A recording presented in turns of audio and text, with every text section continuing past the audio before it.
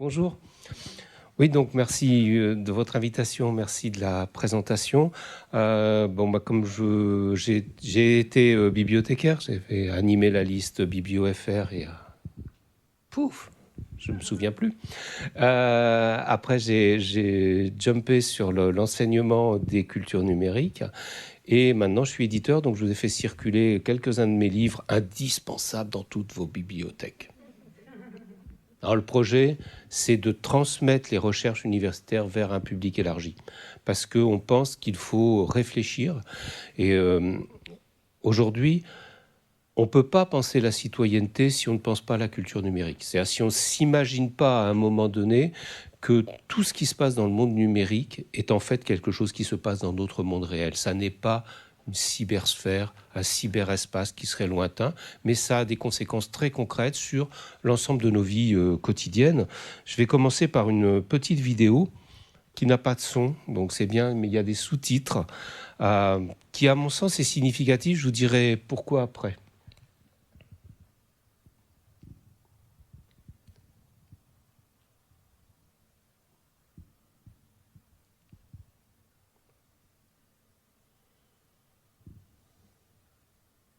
On est chez nous, hein.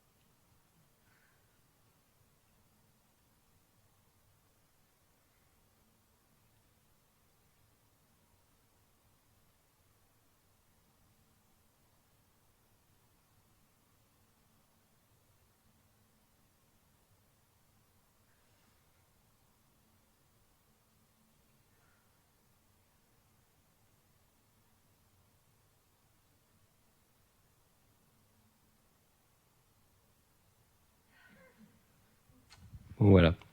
Alors, je pense qu'il est significatif pour plein de choses. Bon, d'une part parce que si nous n'avions pas eu Internet pendant le confinement, imaginez un instant quelle terreur ça aurait pu être. Nous n'aurions pas pu voir nos enfants, nos petits-enfants au minimum par vidéo. Nous n'aurions pas pu accéder à toute culture.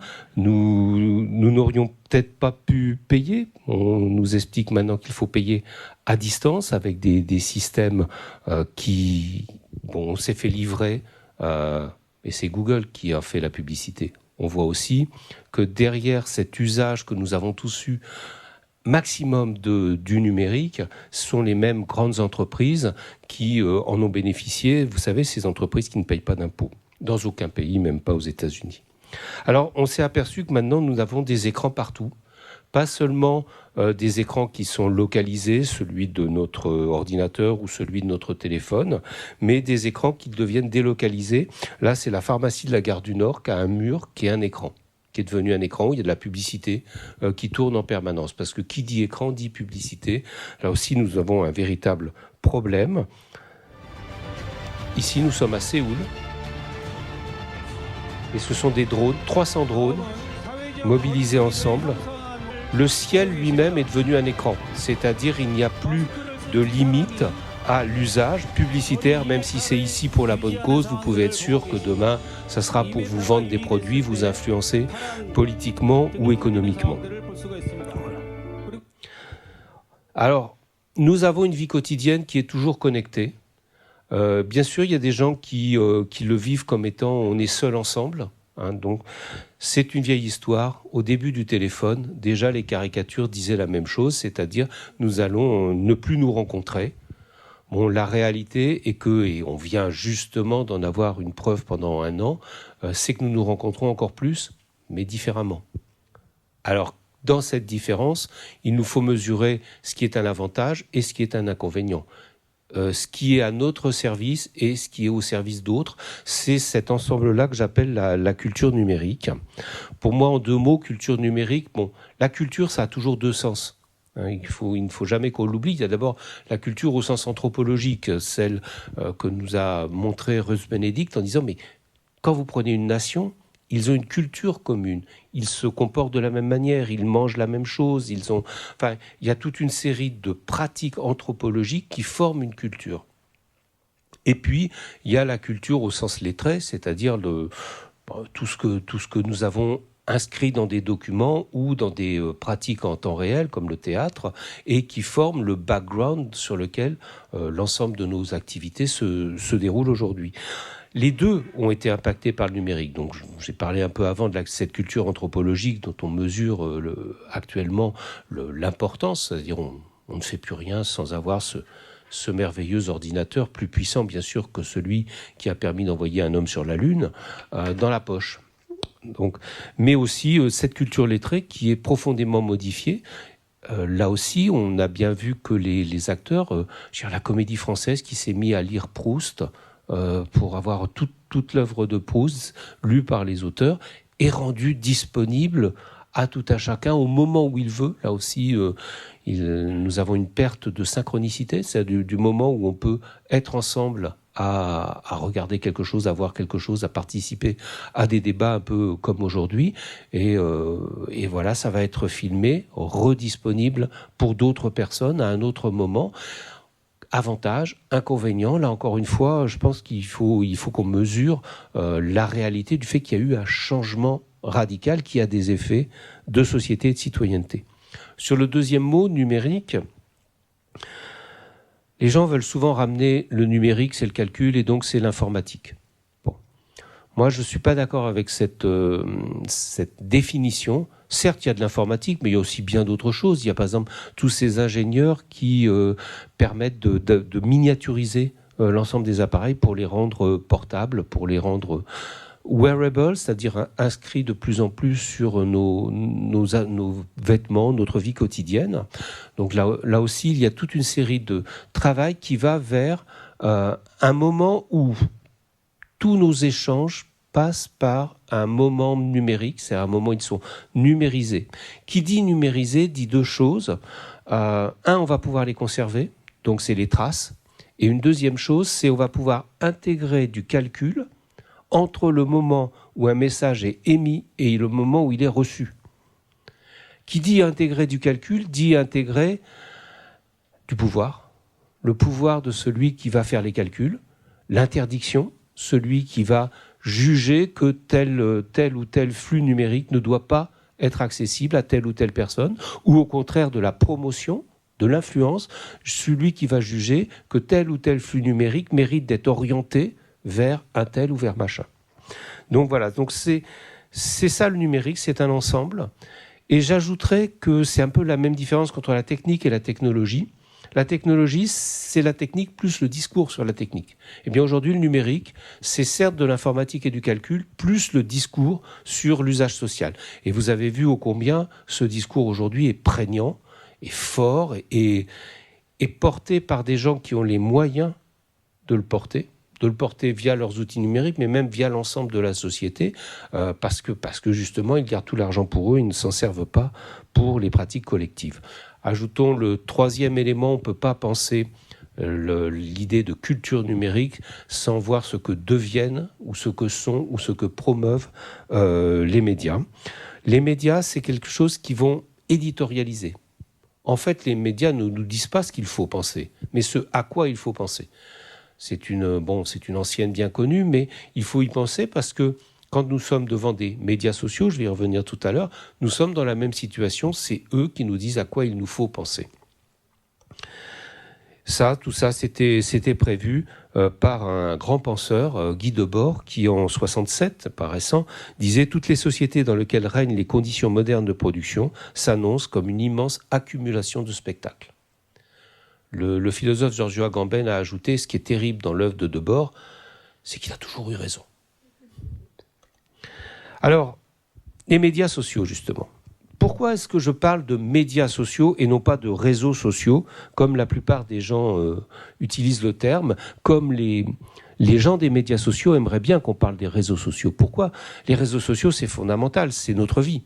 C'est notre famille, c'est notre travail, c'est nos activités citoyennes, politiques, associatives, etc. Enfin, c'est l'ensemble des réseaux que nous constituons comme êtres humains. Et l'enjeu de la théorie sociologique des réseaux sociaux, c'est de repérer ce qu'on appelle les trous structurants. C'est-à-dire qu'il y a deux groupes qui pourraient être ensemble, qui ne le sont pas.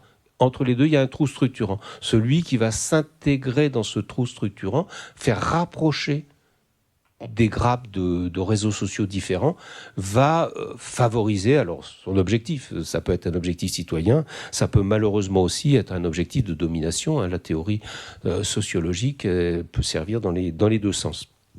Or, ce dont nous avons affaire quand on parle des médias sociaux, c'est pas du tout ça. C'est au contraire nous enfermer dans une grappe de nos amis et nos relations, et y compris à l'intérieur de cette grappe de nos amis et de nos relations, de n'en sélectionner que quelques-uns dont nous avons de l'information. Si vous avez beaucoup d'amis sur Facebook, de toute façon, vous verrez bien, c'est toujours les mêmes. C'est ceux avec qui il y a eu de l'engagement, des échanges qui sont mis en avant. Pourquoi ? Parce que ça développe une économie de l'attention.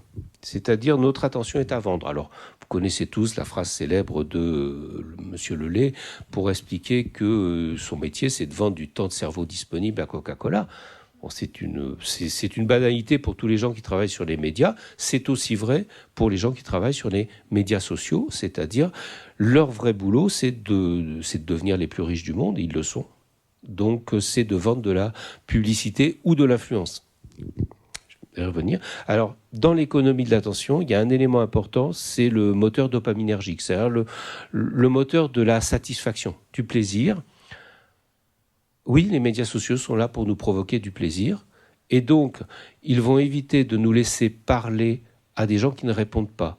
D'où la nécessité d'y mettre en avant ceux qui ont de l'engagement, c'est-à-dire qui ont fait un like, qui ont retweeté, qui ont participé de la relation directe. Pourquoi ? Parce que ça provoque du plaisir. Qui provoque du plaisir fait qu'on va rester dans le média social. Et les gens ont inventé le scroll infini, c'est-à-dire le fait qu'on peut toujours descendre, il y a toujours quelque chose au bout du voyage, que ce soit sur Twitter, Facebook, Instagram, etc.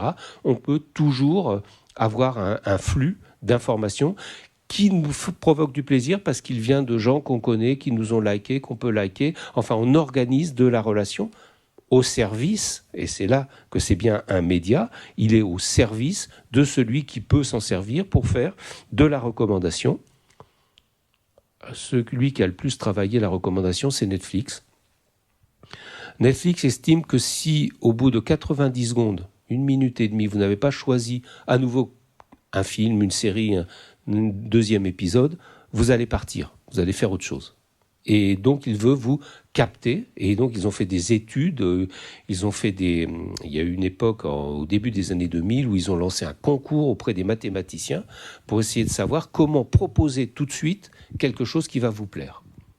Alors ça, c'est un des grands mythes actuels de l'Internet et des médias sociaux. C'est de dire, je suis capable de répondre à vos désirs parce que c'est pour ça que je capte des traces, c'est pour ça que je vous suis, c'est pour mieux avoir votre profil.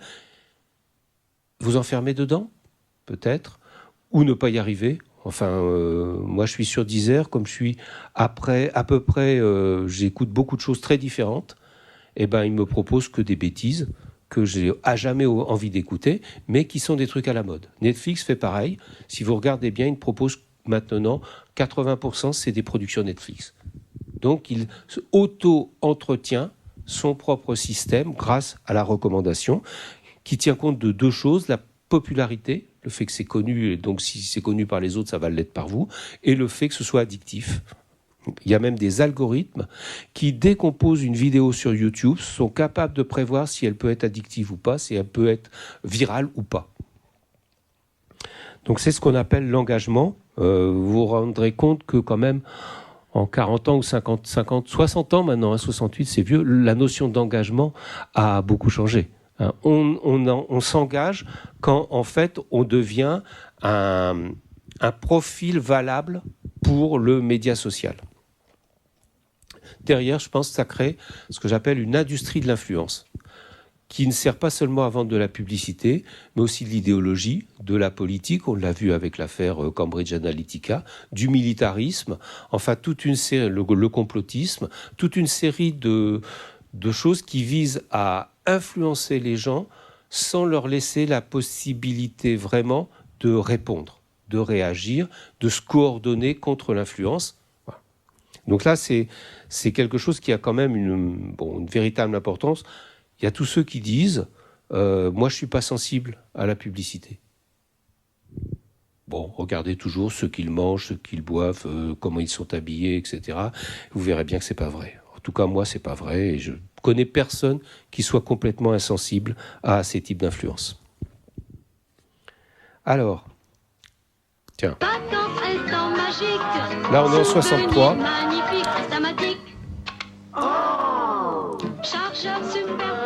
Et ici, on est en 2015.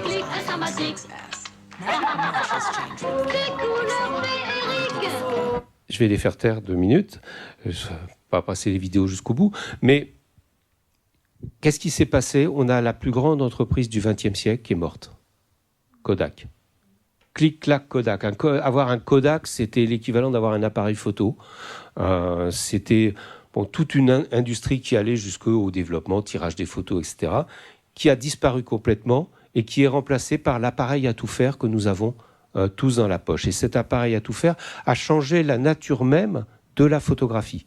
On parlait tout à l'heure, maison de la photographie. C'est la nature même de la photographie qui a changé parce qu'elle est dans l'ordre de l'immédiateté, du gaspillage. On peut prendre 10 photos, c'est pas grave, et de la transmission immédiate.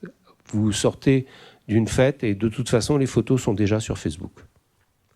Donc voilà, on a là quelque chose qui a radicalement changé la notion même d'archive qui était celle de la photographie. Je gardais des souvenirs, y compris la photographie anonyme, la photographie familiale. Voilà. Voilà. YouTube, c'est pareil. Ça, c'est une publicité de YouTube d'il y a 2 ans. Alors YouTube, c'est génial. C'est la plus grande bibliothèque vidéo qui puisse exister dans le monde. On y trouve de tout. On y trouve des choses intéressantes, des tutoriels pour faire quelque chose. Mais ce qui est intéressant de cette publicité, qui montre justement cette grande variété des choses que l'on va trouver sur YouTube. Est-ce qu'on peut baisser un peu le son, s'il vous plaît? Ouais. Ce qu'on trouve sur YouTube, c'est aussi YouTube is watching you. C'est-à-dire, en sens inverse, ils le disent eux-mêmes, YouTube nous regarde pour savoir quelles sont nos pratiques pour pouvoir faire ce qu'il a sur la colonne de droite, c'est-à-dire ce système d'avancer vers nous. Alors, en même temps, si on regarde les premières, vous connaissez certainement ce grand classique qui est Charlie Beat My Finger. Au passage, un grand classique qui ne doit plus être disponible sur YouTube puisqu'il vient d'être vendu par Sotheby's sur la base d'un NFT. Il y a quelqu'un qui a racheté cette vidéo qui est une des plus vues de YouTube puisqu'elle existe depuis le début. Voilà. Donc c'est devenu une œuvre d'art tout simplement parce que quelqu'un l'a vendu un peu comme Marcel Duchamp a transformé les ready-made en œuvres d'art parce qu'il les exposait dans un musée. Mais derrière, il y avait cette idée quand même assez fabuleuse de ce broadcast yourself, c'est-à-dire d'être capable de devenir soi-même un média, comme ce jeune garçon nous l'explique. Je laisse le son est pas très fort, mais il dit en substance: sur YouTube, j'apprends plein de choses. À chaque fois que je veux, moi, faire une vidéo sur YouTube, j'ai quelqu'un qui va m'expliquer comment ça marche. Alors, cette idée de la publicité ciblée, qui est né avec le numérique est en train de s'étendre. On a changé la loi l'année dernière pour que les télévisions elles-mêmes... Attendez, les télévisions, on est chez nous, hein. Ils ont un micro qui capte tout ce qu'on fait, tout ce qu'on dit, et qui va être capable de l'interpréter. Bon, va faire de la publicité ciblée, non plus celle qu'on connaît, qui est généraliste, mais qui va être censée s'adresser à nous-mêmes. Bon, heureusement, et nous sommes en train de traduire un livre américain qui démontre que ça ne marche pas, en fait, ce ciblage, que c'est un leurre sur lequel est construite toute une économie, mais qui n'est pas opérationnel. Heureusement.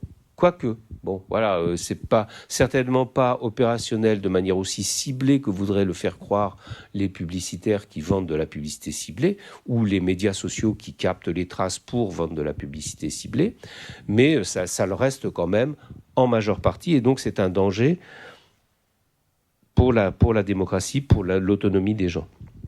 Petit passage sur la photo, on continue sur le selfie.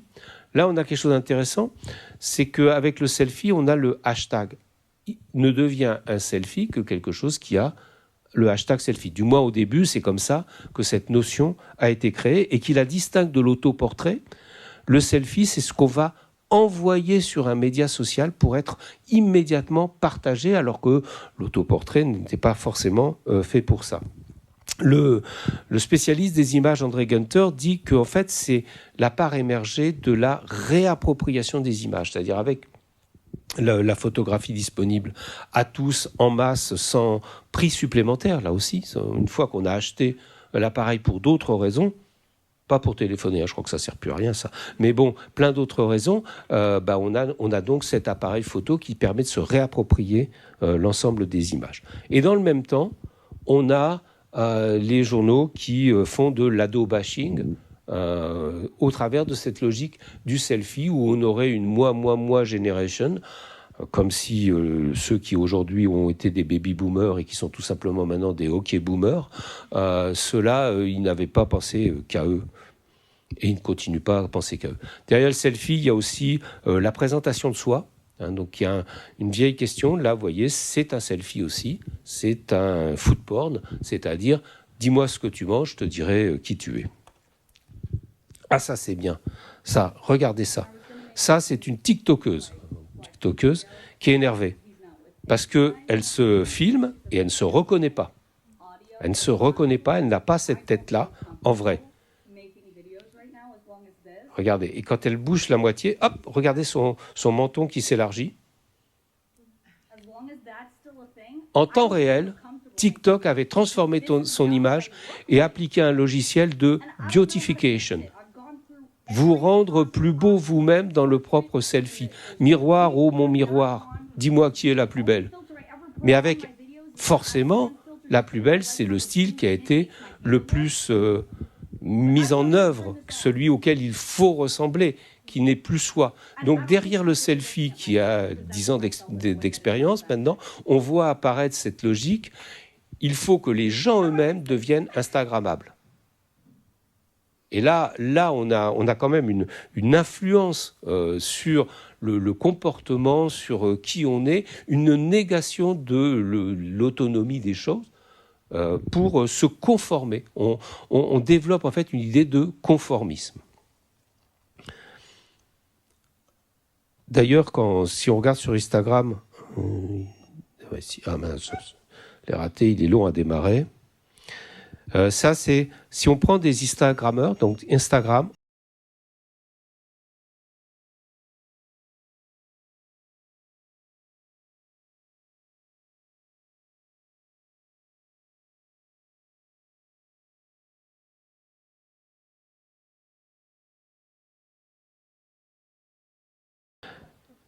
Oh, les lolcats.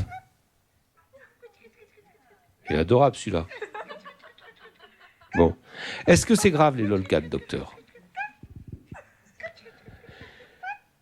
Moi, j'aime beaucoup la citation de André Gunter qui est mis là, qui dit en substance, mais en fait, le lolcat n'a aucune importance, mais on apprend à servir du média. On apprend à maîtriser le canal, à maîtriser la manière de filmer, la manière de diffuser, des choses comme ça.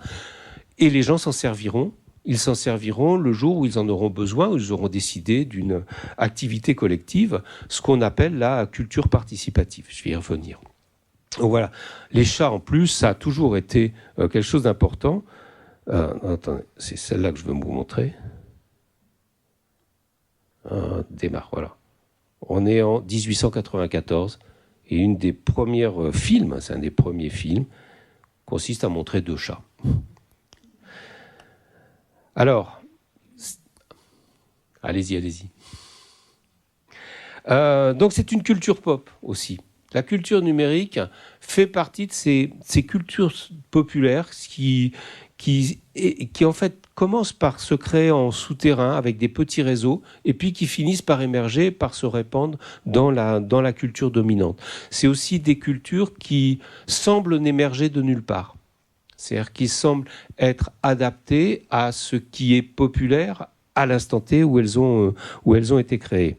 Alors derrière cette culture-là, on peut être assez optimiste parce que cette culture populaire, elle est vraiment créée par les gens, par le peuple lui-même, même si c'est en se servant d'une culture des jeux vidéo. Je crois qu'il y aura une prochaine conférence ici qui sera consacrée à la culture des jeux vidéo.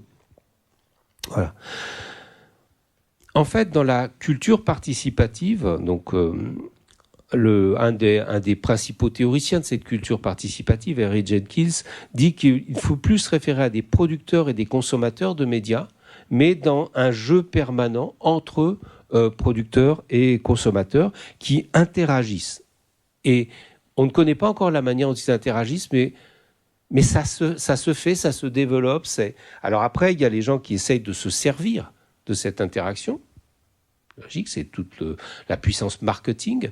Et puis, il y a des gens qui profitent de cette interaction pour changer soit le cours des choses, soit le cours du système de production culturelle lui-même. Nous sommes en train de préparer un livre de Mélanie Bourda sur les fans de séries.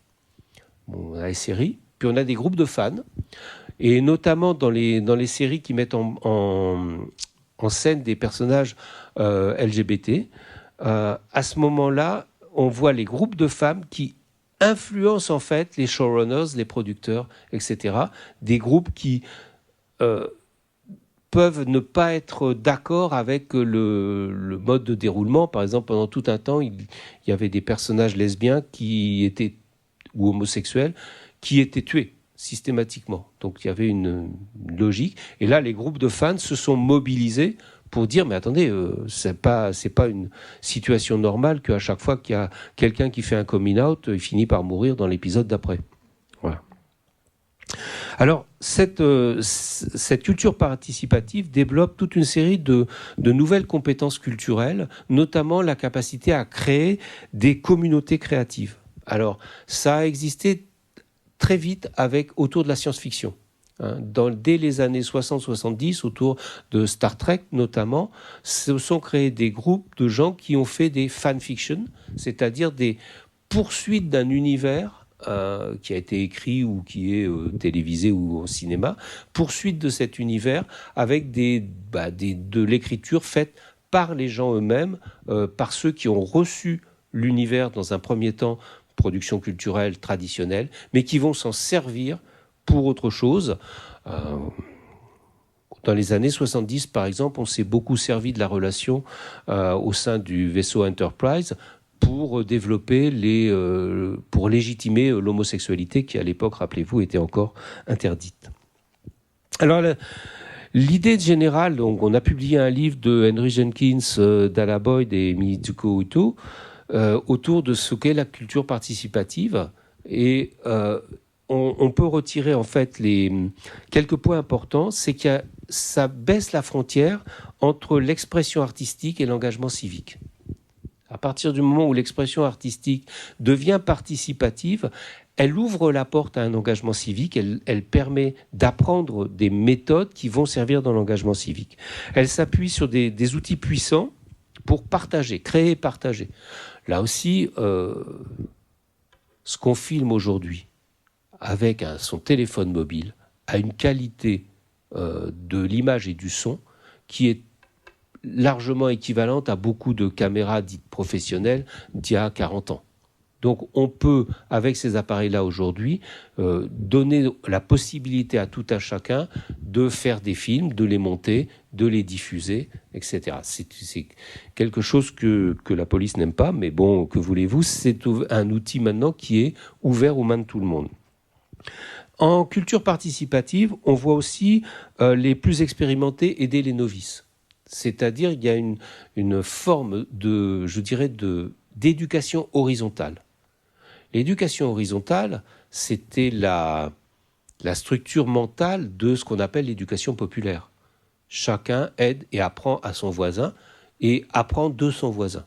Donc on est là dans la logique même de l'éducation populaire et on voit aujourd'hui que les outils qui sont mis à disposition, les outils numériques et les pratiques des groupes créatifs dans la culture participative reprennent souvent innocemment, c'est-à-dire ils n'ont pas lu forcément les ouvrages fondateurs, mais ils reprennent ces pratiques-là.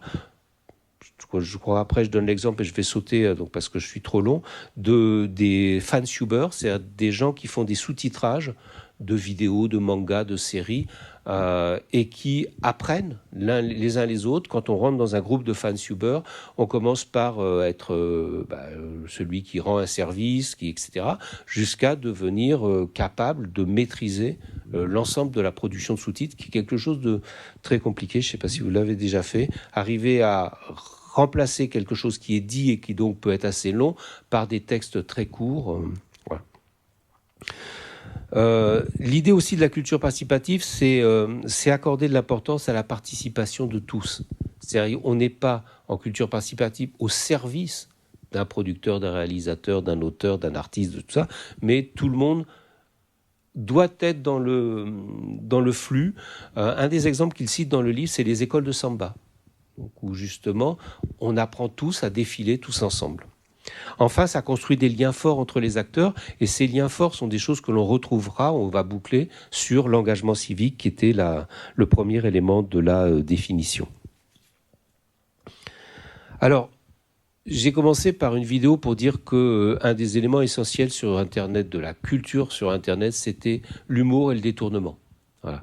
On va essayer en permanence de poser des questions à la société par l'humour, plutôt que de le poser par le discours de tribune ou le discours universitaire, comme je suis malheureusement en train de le faire. Voilà, donc c'est donc là 2 exemples.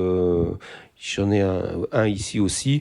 Tu as Donald Trump qui dit qui critique Greta Thunberg, et elle immédiatement répond en reprenant le message de Donald Trump. C'est-à-dire cette idée qu'on va renvoyer en permanence via l'humour pour créer un pouvoir qui va détruire quelque part le sérieux, la volonté de sérieux de gens qui nous emmènent droit au mur. Vous avez tous compris que nous allions droit au mur. Sur Internet aussi, ce que développe, c'est l'idée des mèmes. Il y a même une science aujourd'hui qu'on appelle la mémétique. Les mèmes, c'est l'idée un peu que des idées pourraient, comme les gènes, se transporter, se développer, être recyclées, avoir une évolution propre, etc. Et donc, en fait, l'idée, c'est que quand on participe d'un mème, on sait qu'on copie quelque chose. Et là, c'est quand même un élément important face à tous les gens pour qui la culture artistique existe comme un unica et qui ne doit pas être copié. Les mêmes, c'est justement on refait la même chose que les autres. On le sait, et on crée une variation néanmoins autour du même thème. Et sur Internet, cela circule.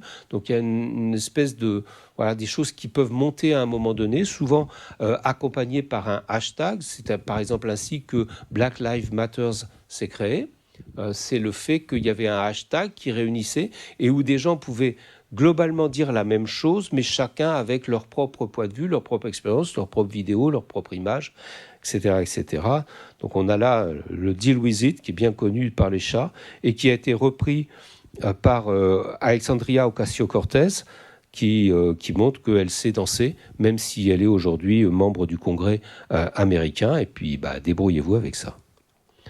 J'aime beaucoup celle-là. C'est là aussi, on est au mélange entre un mème et l'humour. C'est le fait d'avoir le hashtag If they gun me down, s'ils me descendent, quelle est la photo de moi que les médias choisiront de mettre? Et alors tous, il y a des centaines de photos comme ça, ou de duos de photos. Devinez quelle est celle que les médias choisiront de mettre. Il y a eu pendant tout la première partie du confinement le Getty Challenge, où il s'agissait de poser, de prendre une photo de soi en duo avec une œuvre d'art connue ou moins connue d'ailleurs, mais voilà. Ça a été absolument énorme. Il y a eu 115 000 publications en 2 mois sur Twitter et autant à peu près sur Instagram, voilà. Donc là aussi, se rendre compte que les gens ont envie. Dans la culture participative, il y a, oui, je sais que je reproduis quelque chose, donc je ne suis pas un créateur avec un C majuscule, mais en même temps, je suis un acteur culturel parce que je me mets en scène, je participe de quelque chose qui est plus vaste que la création des unicats, qui devient celle de la diffusion de l'idée qui a été produite à l'origine. Il y a un rôle de l'art qui est de produire des idées qui vont interroger, choquer, remettre en question la société. Pensez aux avant-gardes du XXe siècle artistique. Et puis, il y a la période de diffusion derrière. Donc, on a là, voilà, donc, à nouveau le Getty Challenge. L'humour, toujours. Hein, donc, le selfie en situation. Et l'humour qui sert aux mobilisations. J'aime beaucoup cette situation où aux États-Unis, il y a 1 an, à peu près 2 ans, il y a 2 ans, c'est l'action des fans de K-pop. Qui vous dirait que les fans de K-pop sont capables de détruire un meeting de Donald Trump? Inimaginable. Ils sont fans de K-pop. Comment expliquer que les fans de K-pop aux États-Unis ont fait une collecte et récupéré plein d'argent pour Black Lives Matter? Black Lives Matter, c'est parce que, en fait, les fans de K-pop, ils sont multiraciaux, et donc il y a tout le monde, et donc il y a notamment un groupe fort d'Africains-Américains qui sont fans de K-pop. Et là aussi, les groupes de K-pop, c'est de la culture industrielle, la K-pop. Hein. On n'est pas dans la création, on est vraiment dans une production industrielle de qualité pour ceux qui aiment. Qui exploite les jeunes chanteurs de K-pop, mais il y a une notion de collectivité, de groupe, de conscience. Il y a une notion de conscience aussi qui a été développée en accompagnement de cette culture industrielle et qui est reprise en charge par les fans. Donc là aussi, importance des groupes de fans pour faire circuler et donner un sens à des productions culturelles, parfois en les détournant. On a par exemple la Harry Potter Alliance qui a été créée pour justement mobiliser les gens qui aimaient Harry Potter en disant peut-être que la vraie magie en ce monde consiste à le transformer aujourd'hui. Ça, j'aime beaucoup. On est là à Hong Kong, vous savez, au grand mouvement démocratique qui a eu lieu il y a 2 ans maintenant. On a quelqu'un qui dit je vais faire un hymne pour représenter ça, et donc il propose une première version pas très développée d'un morceau de musique qui est construit comme un hymne. Celui-ci va donner ensuite naissance à un clip de qualité professionnelle, etc., reprenant le morceau. Et in fine, c'est quand ils occupaient là c'est des grands magasins, des halls de magasins, ces gens qui reprennent le morceau tous en chœur dans le magasin. Voilà. Comment a été créé collectivement en fait cet hymne? Voilà. Autre élément, puisqu'on est en train de parler des mouvements sociaux, qui est mis en avant par la sociologue Zeynep Tufekci, qui nous explique qu'en fait la censure maintenant elle a changé. La censure, ça consistait dans le temps à interdire l'accès. C'est par exemple quand Moubarak, lors des événements de la place Tahrir au Caire, bloque l'accès à Internet. Hop, illico, tous les gens qui n'allaient plus à la manifestation tous les soirs parce que c'est fatigant de traverser le Caire le soir, etc., mais qui étaient au courant via les médias sociaux, ils n'ont plus qu'à aller voir. Donc ça a redoublé la présence des gens sur la place Tahrir. Aujourd'hui, les gouvernements ont compris, ils ne bloquent plus Internet, ils détournent l'attention. C'est devenu l'activité principale. Il s'agit de faire en sorte qu'on parle d'autre chose ou qu'on mette côte à côte. Les grands spécialistes de ça, c'est Fox News. À chaque fois qu'il y a un débat sérieux, vous savez, Fox News, c'est l'écran divisé en 3 parties. Et à chaque fois, il y a des jeunes filles en bikini à côté des gens qui débattent sérieusement. C'est systématique. Alors voilà, détourner l'attention, c'est aussi le rôle social du complotisme.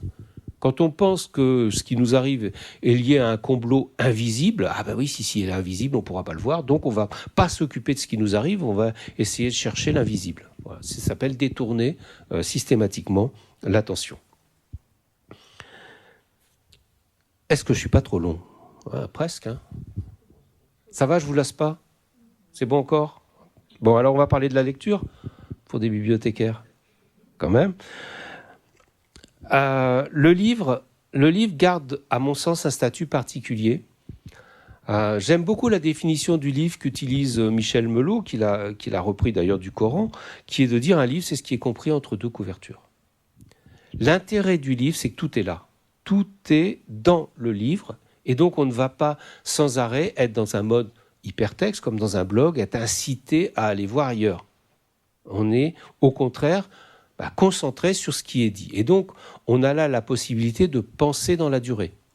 Et penser dans la durée, qu'est-ce qu'un livre quand la modernité ? Et la modernité, c'est quoi ? C'est la révolution. C'est les révolutions du lac Atlantique, en tout cas, Angleterre, Amérique et France.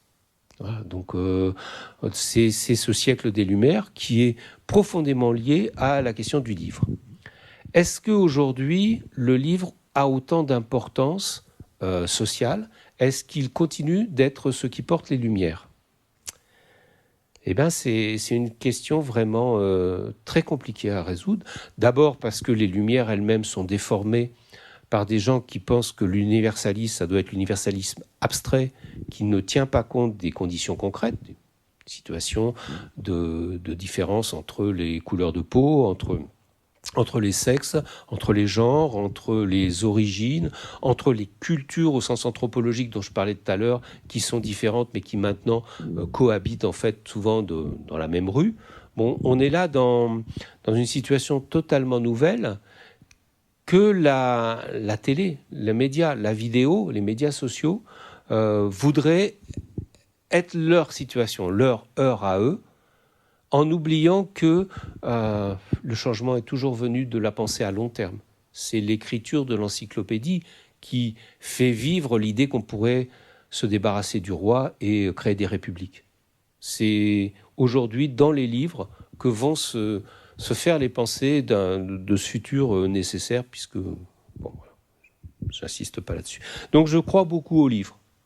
Après, est-ce que le livre n'est pas numérique aussi ?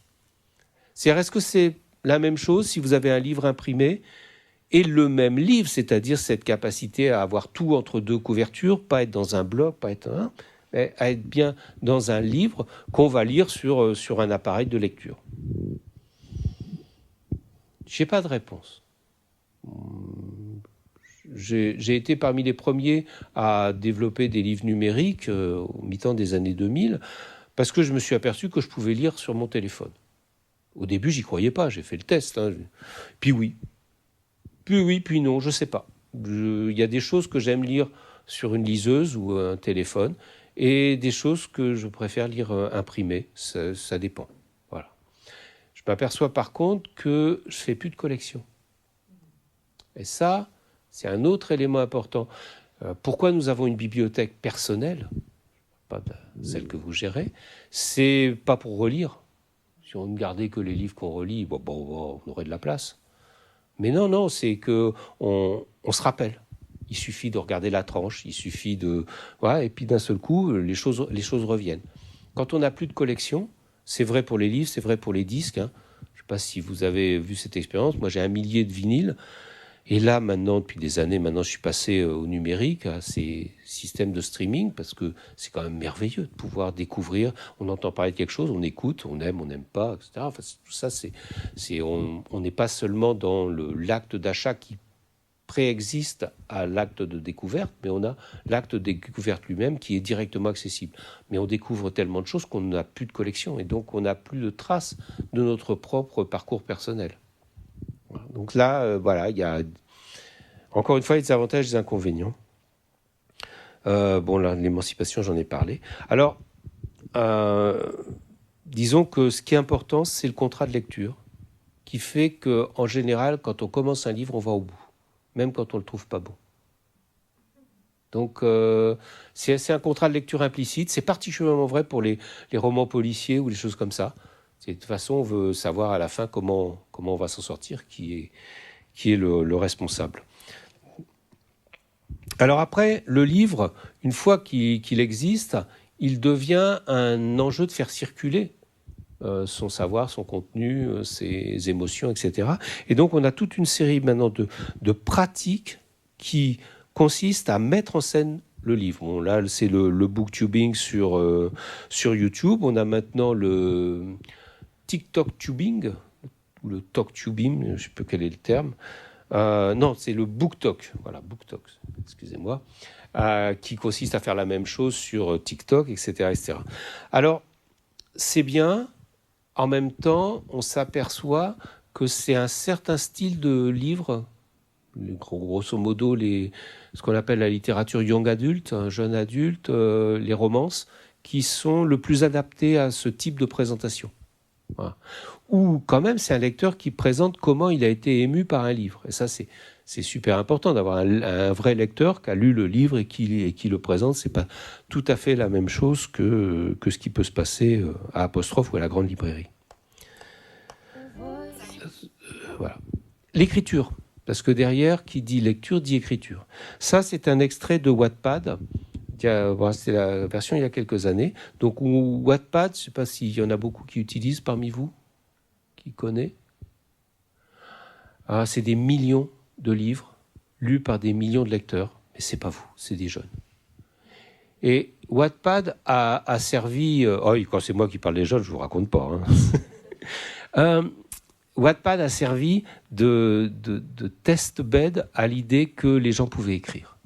C'est un endroit où donc on crée des livres, mais on les crée par morceaux, par chapitres, par événements, et il y a une communauté qui se crée, qui va dire « Ah mais là, ton personnage, il faudrait le développer, etc. » Il y a une espèce de circulation, d'entraide, et qui a fait naître comme ça des œuvres comme After, qui est devenu ensuite un grand succès de librairie, qui sont repris, etc. Au point qu'aujourd'hui, Wattpad a été racheté par Naver, qui est un grand groupe média coréen. Alors, moi, j'aime beaucoup ces citations d'une jeune fille, à l'époque de cette interview, elle était en 3e, et elle disait, voilà, on peut ne pas être bon en français, mais écrire pour le plaisir. Parce que, avant, j'écrivais sur papier, mais je ne le mentionnais pas. Tandis que quand on écrit sur Wattpad, tout de suite, il y a des gens qui vont vous lire. Et enfin, il n'y a pas de commentaires négatifs sur Wattpad. C'était il y a quelques années, ça. C'est la négativité, malheureusement, c'est devenu le symptôme de l'époque contemporaine. Donc, c'est fini cette idée-là. Mais ce qui était important, c'est qu'elle disait, voilà, quelqu'un va m'aider à améliorer mon texte et pas mettre des notes en rouge sur la marge. Et donc, on a là quelque chose d'assez important, y compris pour la pédagogie. C'est peut-être un autre lieu. Moi, j'en ai souvent parlé dans des interventions devant des gens de l'école, de l'éducation. C'est cette logique de l'entraide, de l'horizontalité et du fait que l'enseignant doit en fait quelque part encourager plus que noter. J'ai jamais été, mais j'ai été enseignant, mais ce que je détestais le plus, c'était mettre des notes à la fin. Donc voilà, parce que bon, c'est stigmatisant. Les fansubers, j'en ai parlé tout à l'heure.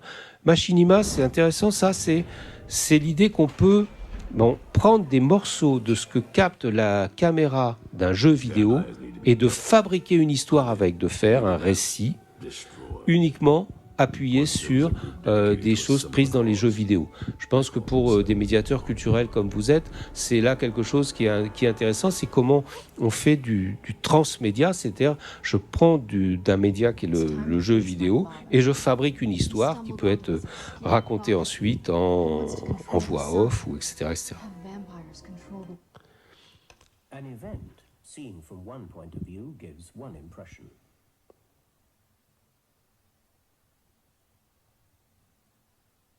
Seen from another point of view, it gives quite a different impression. But it's only when you get the whole picture you can fully understand what's going on. Voilà, c'est une publicité du Guardian qui me sert d'introduction sur la situation actuelle où on a commencé à nier les faits, puis après on a repris des faits qui sont toujours tronqués. C'est-à-dire où il nous manque toujours la vision générale de où ça se passe. Alors c'est un vieux truc des médias, ça. Hein. Par exemple, on ne peut pas dire que les médias ne parlent pas de la misère et des inégalités. Elles en parlent tout le temps. Ça fait d'ailleurs de belles images. Mais elles ne parlent jamais des causes. Voilà, la vue générale, qui se discute d'ailleurs, les causes peuvent se discuter, c'est même pas ça le problème, c'est que ça ne fait pas partie de la logique médiatique. La logique médiatique consiste à montrer et à dire je m'en lave les mains. Après on choisit ce qu'on montre, ou ce qu'on montre pas, ou ce qu'on dit qu'on peut pas montrer. Enfin bon, tout ce qui est la porte ouverte aux théories complotistes, aux fake news, et etc., etc. Heureusement, face à ça, on peut dire que nous sommes l'Internet. C'est-à-dire l'Internet, c'est ce que les gens en ont fait. Et ils ont développé avec ça une certaine idée de la liberté et de la coopération qui a redonné vie à quelque chose de très ancien qui s'appelle les communs. Le premier mouvement de recréation des communs numériques, ça a été celui piloté par Richard Stallman à l'époque, qui est celui des logiciels libres.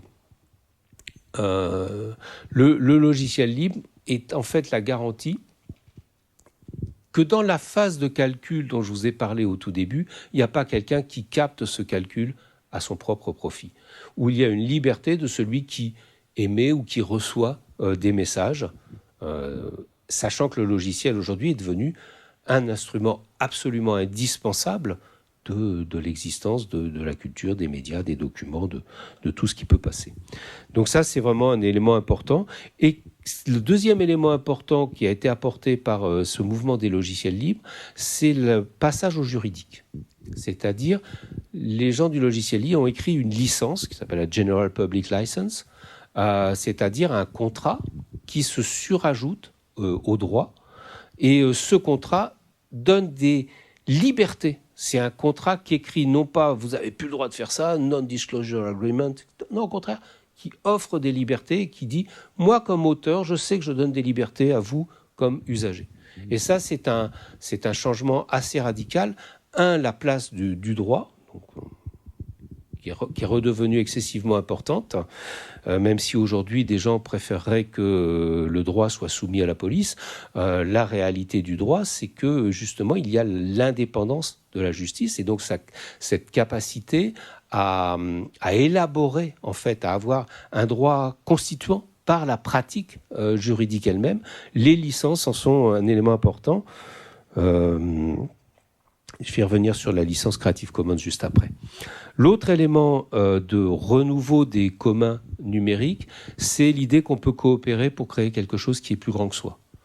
Donc c'est l'activité des Wikipédiens, qui consiste à créer quand même la plus grande encyclopédie du monde, dont vous êtes obligé de vous servir tous les jours, et qui a tué le marché des encyclopédies anciennes, très concrètement, en disant mais les gens ont des savoirs, ces savoirs peuvent être partagés, mais ils peuvent aussi être améliorés. C'est pas parce que quelqu'un prétend savoir qu'il sait vraiment.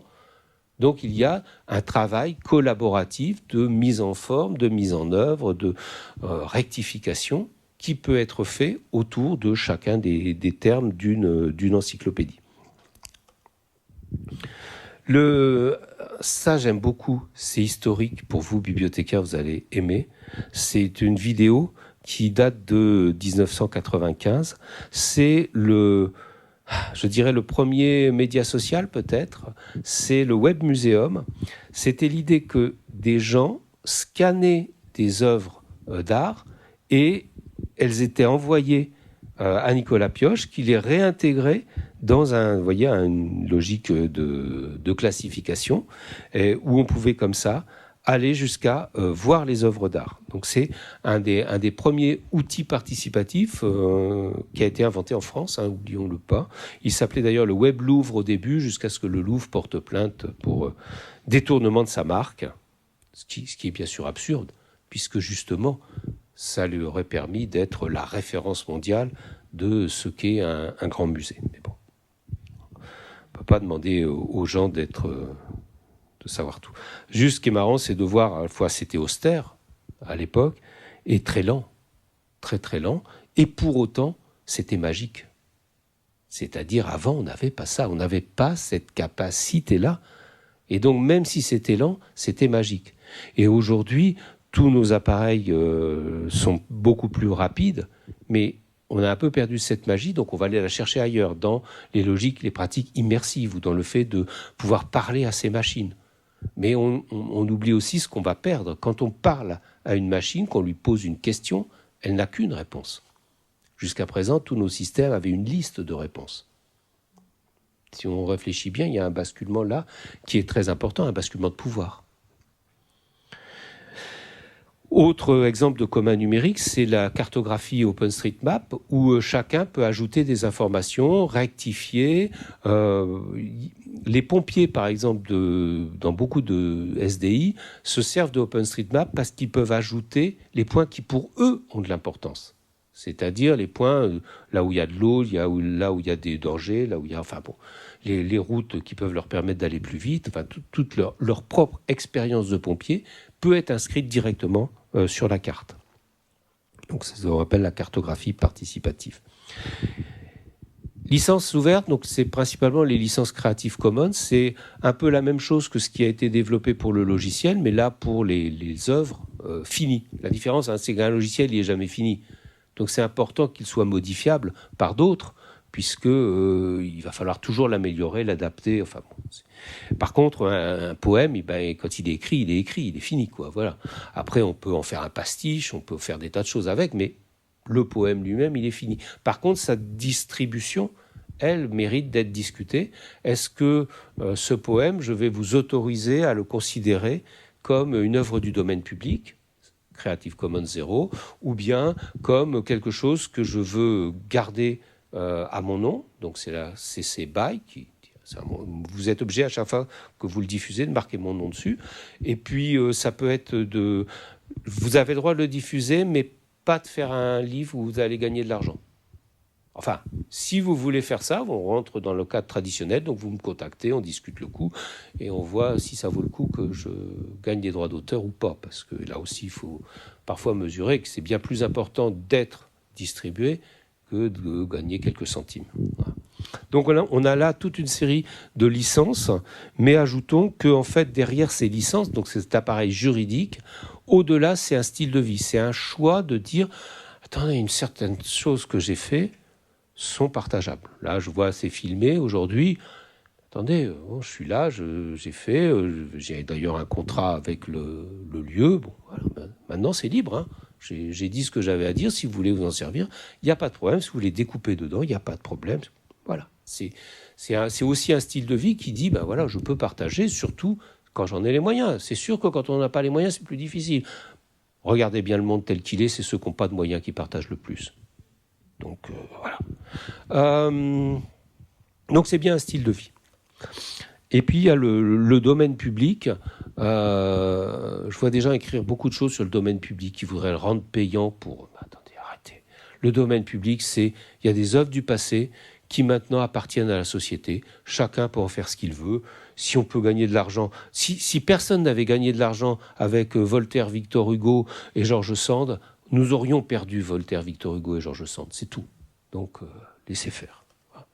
Surtout que ça peut être une source de créativité. Ça, c'est le Rijksmuseum à Amsterdam, qui a un laboratoire où ils utilisent les œuvres du domaine public pour créer des choses nouvelles, avec une musique qui est sous licence Creative Commons. J'en ai d'autres. Là, la musique n'est pas du domaine public, mais c'est le détournement habituel de l'Internet. Et je voudrais introduire ça quand même pour les bouches qui respectent les mots. Ça, c'est vraiment un élément important parce que, je vais arrêter la musique, c'est nous avons aujourd'hui des outils post-vérité. C'est-à-dire les outils eux-mêmes transforment les choses de telle manière qu'on peut leur faire dire ce qu'ils n'ont pas dit. Donc ça, ou être ce qu'elles ne sont pas. Ça, c'est la construction d'une publicité. Enfin, c'est pire que ça. C'est une publicité pour Dove qui explique qu'il faut arrêter de construire des publicités qui transforment l'image de la femme. Vous allez voir, c'est assez impressionnant. Là, on prend la photo, monde réel, et après, Photoshop.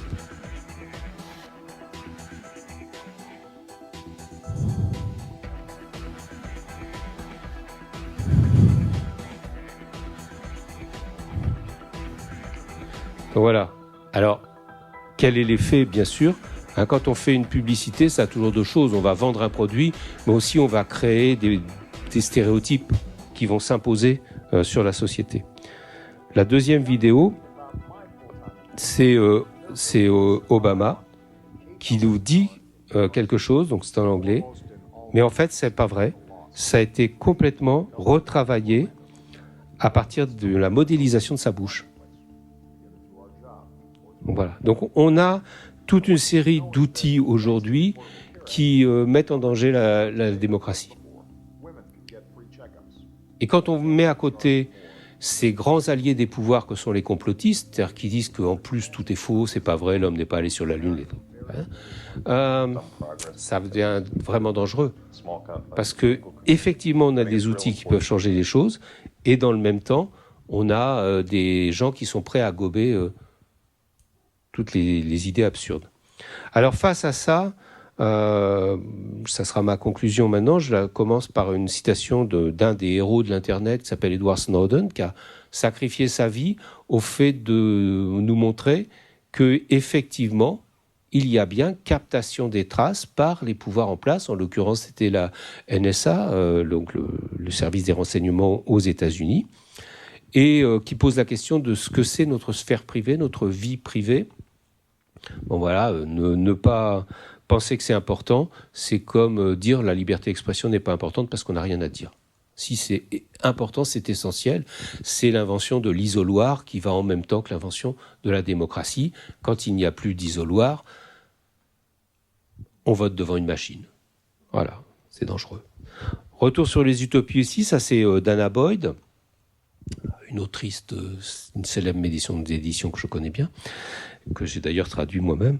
Dana Boyd dit, attendez, nous avons créé ce réseau pour faire circuler la connaissance. Rappelez-vous, au début des années 2000, on parlait de la société de la connaissance. Bilan, on a le complotisme, on a les fake news, on a des gens qui peuvent raconter n'importe quoi et d'autres qui peuvent les croire. On a des intermédiaires que ça arrange. YouTube gagne de l'argent à chaque fois qu'il y a des vidéos délirantes qui sont posées sur YouTube. Donc voilà. Donc un retour sur les utopies, mais qu'est-ce qui se passe? Quel est au fond dans l'architecture numérique qui fait que soit on est enfermé dans sa bulle de filtre, soit on s'engueule sans être capable de le baser sur des faits, des idées, le tribunal de la raison qui est la base des Lumières. Voilà. Qu'est-ce qui se passe dans l'architecture même de l'Internet qui, d'une promotion de la connaissance, arrive à un détournement de la démocratie. Enfin, de penser, et c'est la base à mon sens de la culture numérique, c'est l'idée que ce n'est pas un outil. Là aussi, le numérique n'est pas un outil, c'est une prolongation de notre main ou de notre cerveau, mais c'est un écosystème à l'intérieur duquel nous sommes plongés. Nous sommes en fait, et le confinement l'a prouvé, je vais boucler sur ce que j'ai dit au début, nous sommes dans un double écosystème, les pieds sur terre, la tête dans le cyberespace. Et ces deux écosystèmes sont malades. Donc comment penser la citoyenneté du XXIe siècle? C'est penser la résolution de ces deux écosystèmes majeurs. si je l'espère, de manière démocratique. Et c'est pour ça que je pense qu'aujourd'hui, il faut développer, s'imprégner d'une culture numérique pour être capable de mieux défendre la citoyenneté du XXIe siècle. Voilà, merci à vous.